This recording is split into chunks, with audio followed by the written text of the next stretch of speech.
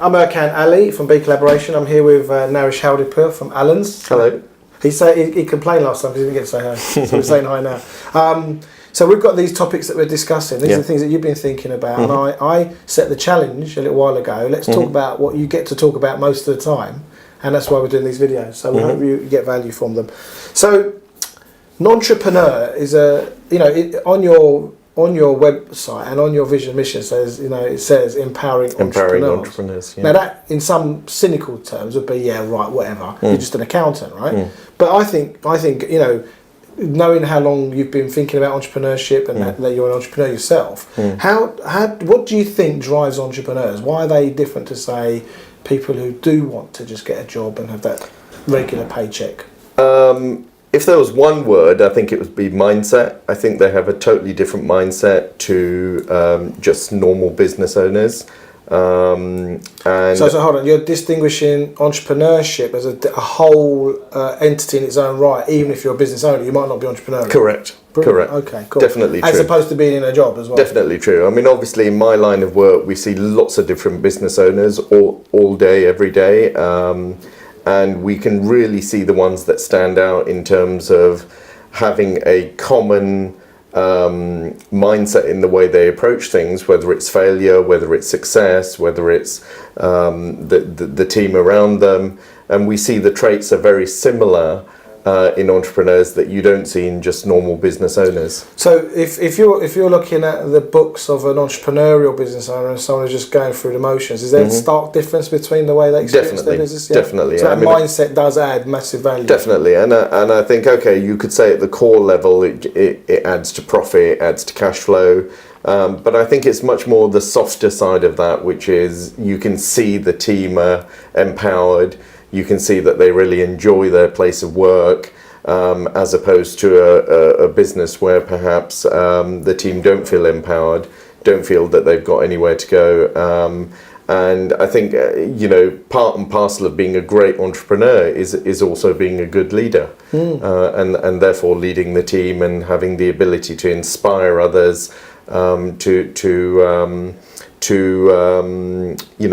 look at the vision that you've created for the business. So, and I'm sure your schooling was very similar to mine. No one taught us that stuff at school. Yeah. Definitely. So obviously, if people coming into business, they're starting entrepreneurial mindset. Is how are they? The people you're working with, how are they developing themselves, developing the people around them? What are they doing? Well, I think again, because I obviously ask the clients that I feel are entrepreneurial, and a lot of them from a very early age. It's not about excelling at school. I think that's a big misnomer. I think entrepreneurs actually excel because of the schooling system and because despite the schooling system. And many of them do actually have business coaches. Would you be surprised? The thing is if you've got someone watching your game and helping you from the outside, it's a very privileged position to be in as a coach. Yeah. Because when you're in your thing, you don't always see everything that your game. And the coach is often slower, bit weightier, and not as good maybe as the people they're coaching, or not necessarily. It's not about being a better business person than the business owner. It's about empowering the business owner to be the best they to be. And I often get asked questions when I recommend coaches like yourself. Does he know anything about our business? And it's like when you first came to us, and I thought you were. You said you were a business coach, and I didn't actually know what you did. That seems like a whole world away now. It was 10 years ago. It does, but when you go through it, you actually understand that a coach brings out the best in you, and that's his role. And so we think about things now in a way that we never thought of before. So, as I said right at the beginning, I think the mindset is what changes that then allows you to drive your business forward. So in all the time, because we've worked together, so if you're watching this video, Naresh and I have worked together for just over 10 years now. I think it was our 10th year in February, pardon me. But the thing is in terms of not just Allans, but in terms of the difference that having that outside input has had in the clients you've worked with, what have you seen happen?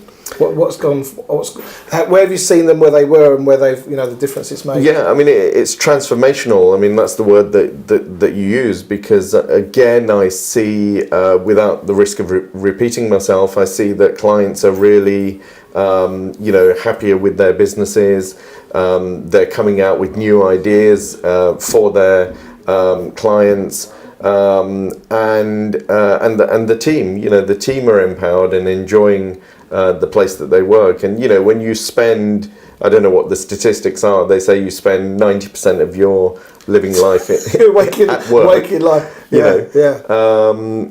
got to be happy. You've got to be happy. Yeah, it's an important part of it, definitely. I mean, the thing that quite often, I mean, I could cite so many clients though, is kind of identifying their true talent and where they're in their sweet spot. Yeah. And making that more of their, putting more attention into that. Yeah. And then bringing on people into the team that are good at what they do and love what they do, and then gelling that together.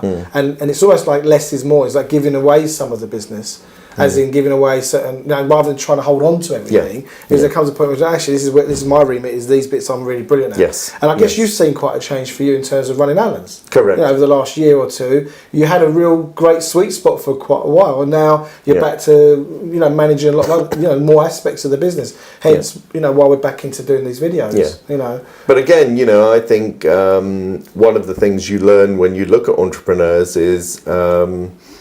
You can't do it without a team. You've got to have the right people around you. You've got to appreciate that you can't do everything. And it really makes you think about the things that you're good at, stick to those, and engage other people in the team that can then do the other areas of the business. And really what we're encroaching into as entrepreneurs is the difference between a manager and a leader. And a lot of entrepreneurs, I don't think they really like management. Yes. They don't actually like the management as much as they'd like to be rallying the troops, and making the calls and saying we can do better, and we can do it together, and all those kind of things. They kind of have those natural abilities, and where they kind of can often fall down is actually get down and putting systems and processes and accountabilities in place, and they're very different. Yes. They're different aspects of maybe their personality or their abilities. And again, I heard a quote, I think it was Sinek, that said, as a leader of an organization, you're not meant to be the person in charge.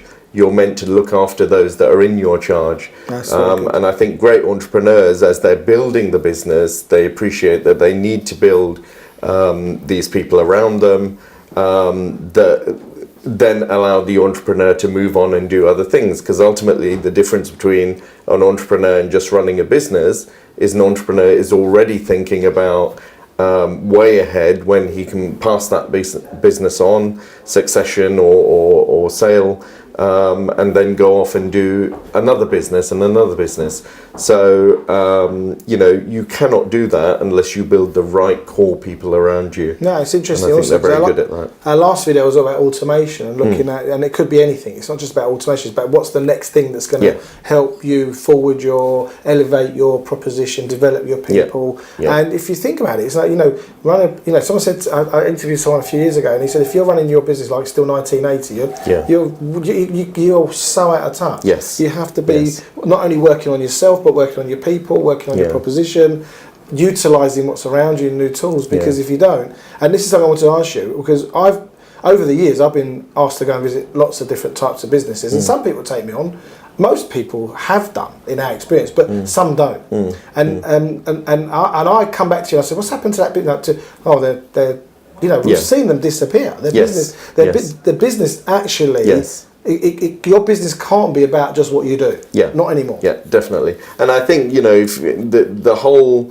It's interesting we spoke about automation, because the whole aspect of an entrepreneur and being in the market we are now, where things are changing so rapidly, means that you, even if you're not thinking about the life cycle of your business being very short, it helps for you contextually to think that way, because then you're gearing it up in a way that all the systems and processes are set, and we don't know what's going to happen 3 years down the line, 4 years down the line. It's actually a bit scary. Really we know a lot of jobs are going to be disappearing, or jobs are going to disappear. Some of them are going to disappear forever. Correct. And they're saying that less and less new jobs are going to be coming up. You know, unless Yeah. you're in programming, or you can, or you're in if you're like in the big entertainment industry, or you're doing something Correct. that's very Correct. kind of celebrity led. It's really going to be.